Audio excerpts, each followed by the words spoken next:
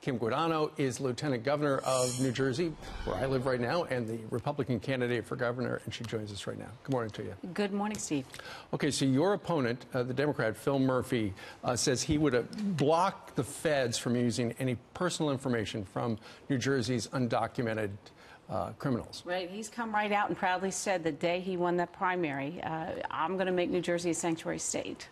I live in New Jersey. I would like to have a say in that. Well, I think you should have a say in that. In fact, the say should be no. It's very dangerous for everyone, as you just read. The one story just coming out of Trenton, that the crime about that was not only did he climb into a window and rape a 6-year-old girl, but he had been arrested before that.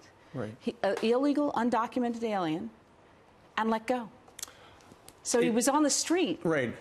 This is like another one of those cases where the authorities had the opportunity to send the illegal back after he was caught doing something illegal and at least detain him. Didn't happen. Right. If he had been detained and put in a facility and await being detained, he would not have been on the streets of Trenton, a sanctuary city, to rape a 6-year-old. That's the way, and that's the problem with the sanctuary cities, is they will not honor an ICE detainer. Correct. They won't even run the background check. You know, when I was the sheriff in Monmouth County, we had a very similar incident involving a child rapist who had been released on bail in Essex County, and he had gotten out and shot 4 college students. 3 of them died. Had they run his background check and found that he was an illegal, undocumented immigrant, given the fact that he had committed a violent crime, he'd have still been in jail. And those 4 college kids would not have had to, and their families, gone through all that.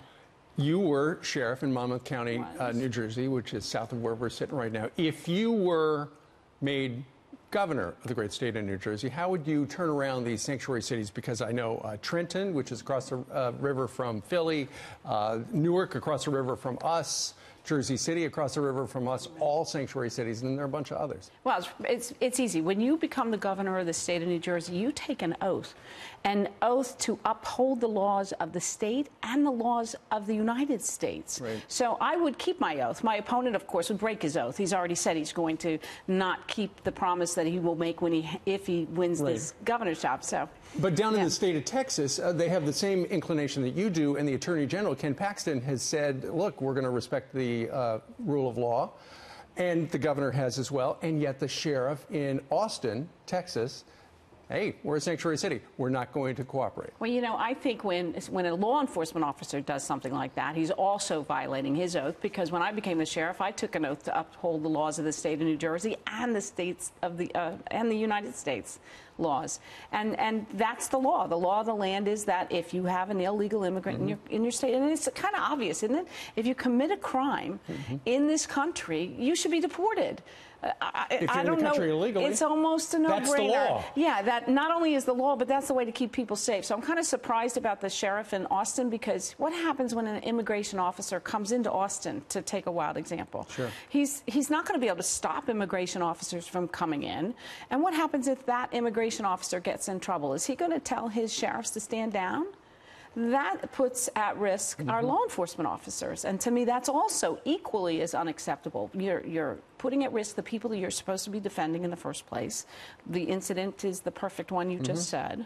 And you're also putting law enforcement officers at risk. Unacceptable on any level. Well, it looks like New Jersey has a choice in November. Kim Guadagno, we thank you very much for joining us. She's the lieutenant governor currently. We should mention that we did reach out to her opponent, Phil Murphy. Did not hear back from him.